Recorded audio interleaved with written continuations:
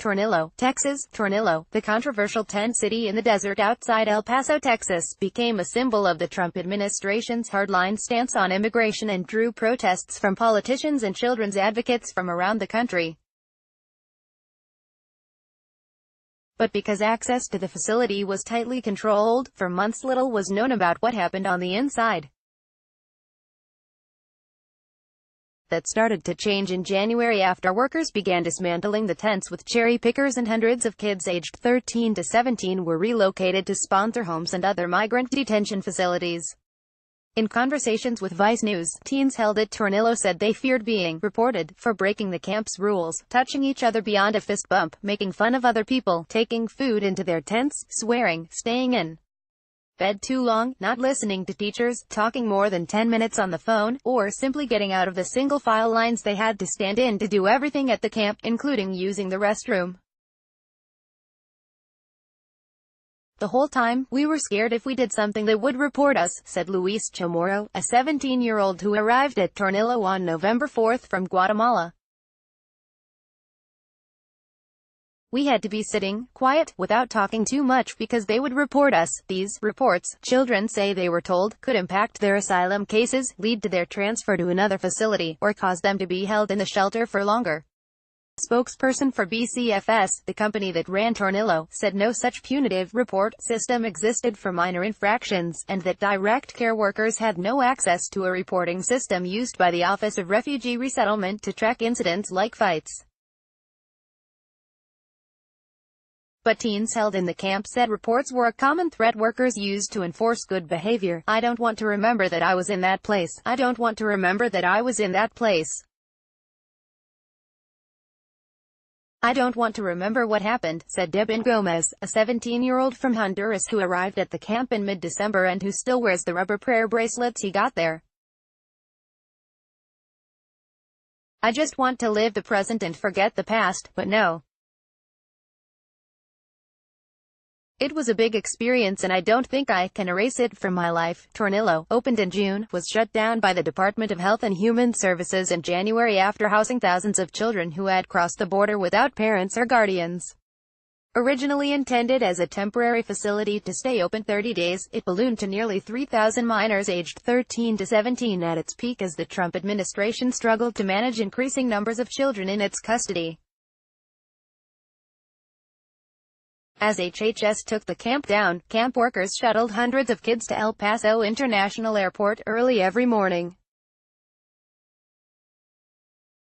Accompanied by chaperones for the first portions of their trips, the kids were flown to sponsor families or other shelters all over the country. Vice News met the children on flights and at baggage claim areas as they reunited with their families and spoke with 6 teens following their release to sponsor homes in Texas and New York. Each had spent between 1 and 2 months at the camp in November, December, and January. Most were unaccompanied minors who'd come to the U.S.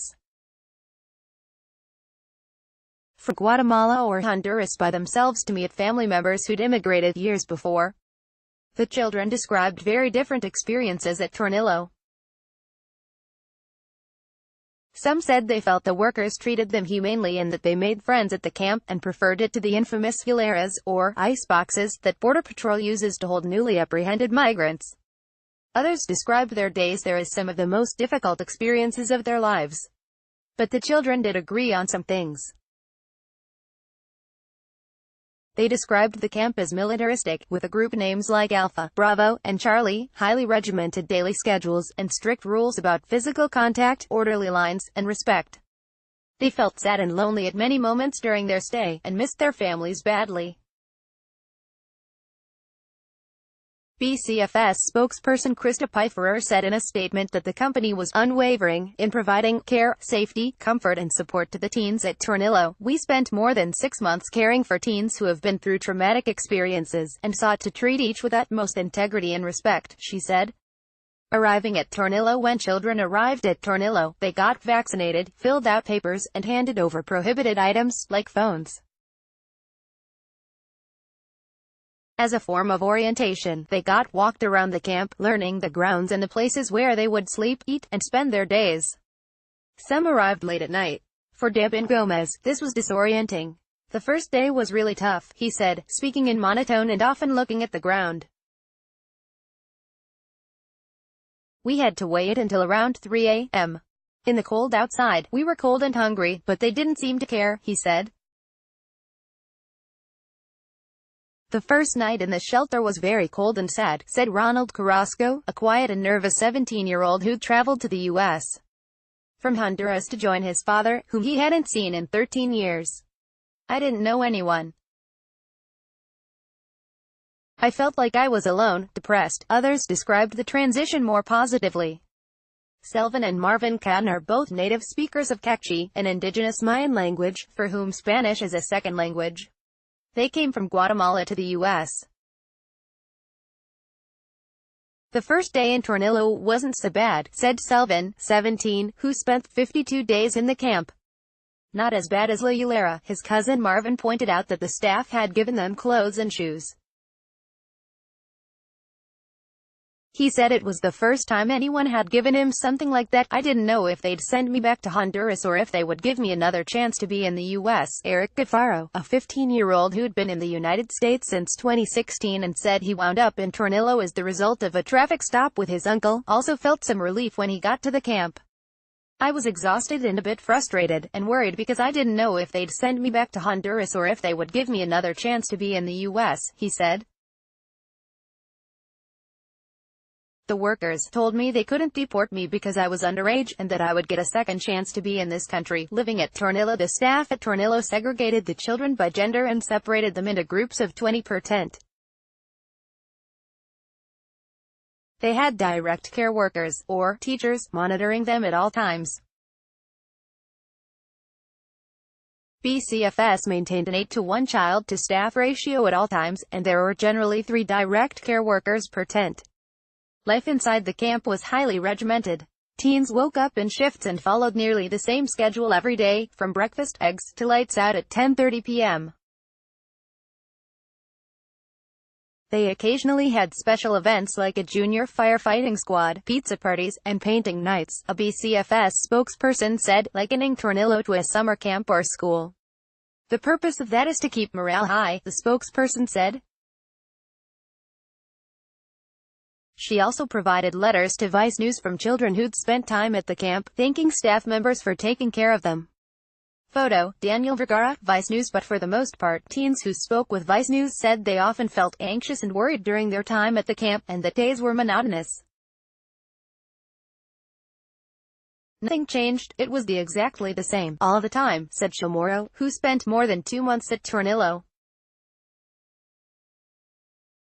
Anytime the teens moved from place to place, they had to do so in single-file lines separated by an arm's length.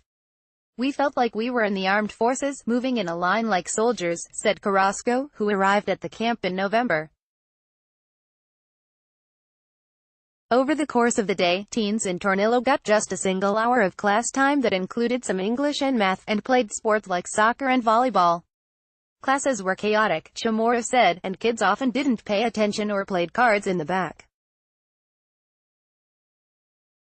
In between, they had long periods of time in their tents, cleaning, drawing, and spending time with each other. The downtime could get to them. There were days that I didn't do anything, or there wasn't soccer, like a rainy day, Gafaro said. There were cold days we just spent in the dormitory, and if I wasn't doing anything, I was just thinking about my family, and I would worry. Out here you can use the phone, watch TV, he said. And in there, you don't have any of that. The only thing you can do is sleep, but lots of kids can't sleep during the day, and there was nothing to do, so we would get bored.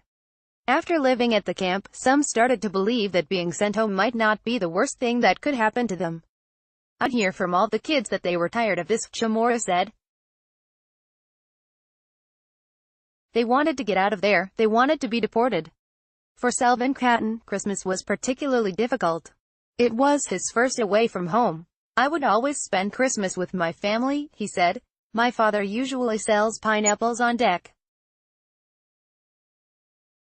24. I thought nobody would be there to help him in Guatemala. They watched over us all the time. Teachers, or direct care workers, were the authority figures for the teens in the camp and a constant watchful presence. The kids found some of their teachers to be kind and supportive, others, not so much. Some are racist, they look down on us, Gafaro said. But the majority of teachers treated us well. BCFS workers, who asked not to be named because they are not authorized to speak to the press, said they were prohibited from forging relationships with children in the facility, and that was difficult. The migrants also said certain workers were brusque and harsh with the children. I couldn't go anywhere alone without telling the teachers, said Selvin Catton. They'd yell at you if you went out. The close monitoring bothered the teens. They watched over us all the time, Chamorro said. We couldn't even go to the bathroom alone. Gomez felt rejected by the workers tasked with caring for him. It felt like we were worthless to them, he said. If you told them you were hungry, they would tell us that we were being too annoying, and that we weren't in our countries, so we shouldn't be asking for so much, even if we behaved properly. They were never happy with us, he said. They would tell us that most of the young people staying there wouldn't be let into the U.S. because there were way too many immigrants, and that we'd likely end up deported. A BCFS spokesperson said that constant monitoring was necessary, but that threats were unacceptable, and that racism and inappropriate speech were not tolerated by the company. If we knew of any such circumstances, action would have been taken swiftly, the spokesperson said. They would be removed immediately. She noted that employees were expected to report such inappropriate behavior by staff. Our job is to comfort and uplift the kids, the spokesperson said. I can't in full confidence say that out of thousands and thousands of responders, nobody said something ugly, but I can tell you if we knew somebody said something ugly, they'd be gone immediately. 17 rules. Teens had to follow strict rules in the facility. The most common one they cited was no physical contact, either with teachers or with each other, respecting teachers and each other, and always being monitored. Orderly lines were also mandatory. Constant lines, all the time, Chamorro said. We'd ask them why they'd do it that way, because it was too cold for us to be standing there all the time. They'd say we had to do it because they also had rules they had to follow. One of the hardest things, teens said, was the 10-minute limit on phone calls to family twice a week. Gafaro would split that between his uncle and his mother. I felt like it was nothing to speak for 5 minutes with my mom, he said. Courtesy BCFS, I would ask my sister how my mom was doing, and the rest of the family, and she'd tell me that everything was going fine, said Chamorro. But you're never really sure. At the same time, they felt like they had to put on a good face for their families. They would ask how I was holding up, and if I was okay, said Gomez. And I would tell them I was fine so they didn't worry. A BCFS spokesperson said that lines and order were common-sense rules for a camp of Tornillo's magnitude, and that there were no formal rules about children making physical contact with each other, and that they sometimes hugged. But many children had the impression they were not allowed to touch each other. The BCFS spokesperson provided Vice News with a list of 17 house rules, which she said were the only formalized rules for kids in the camp. They include, be nice to one another, respect each other, please be sure the dorm is neat and clean, and finally, with emphasis, we will do our best to care for you in the short time you are here. Most importantly, BCFS denied that an official report system existed for minor infractions, and that only the Office of Refugee Resettlement could make decisions regarding children's cases. This is a perception thing, perhaps, the spokesperson said. We don't have the authority to make any sort of decision regarding their case or transfer or anything like that. Getting out the teens. Vice News spoke with looked back at the Tornillo experience with a mixture of emotions. They had had good experiences there along with bad ones, and they hoped to stay in touch with friends they'd made. But they were all supremely glad to have left. When the teacher told me I would be released, I was ecstatic, Carrasco said. I felt incredibly happy knowing that I'd finally leave the center. I was leaving to be with my father, he said.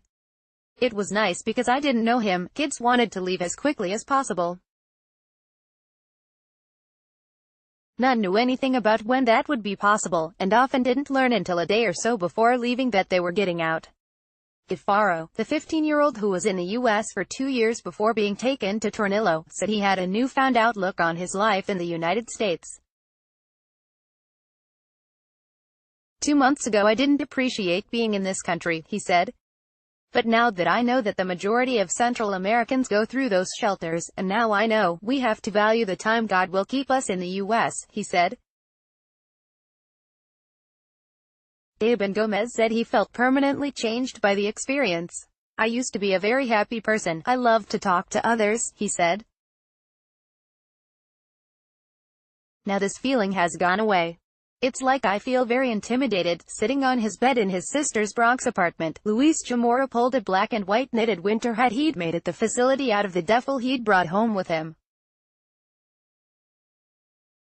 I don't wear this hat because it reminds me of when I was in the shelter, he said.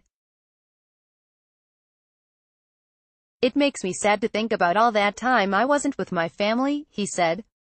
I prefer not to wear it and leave it here. Cover, aerial photo of the tent city for migrant kids outside Tornillo, Texas. Photo, Daniel Vergara, Vice News.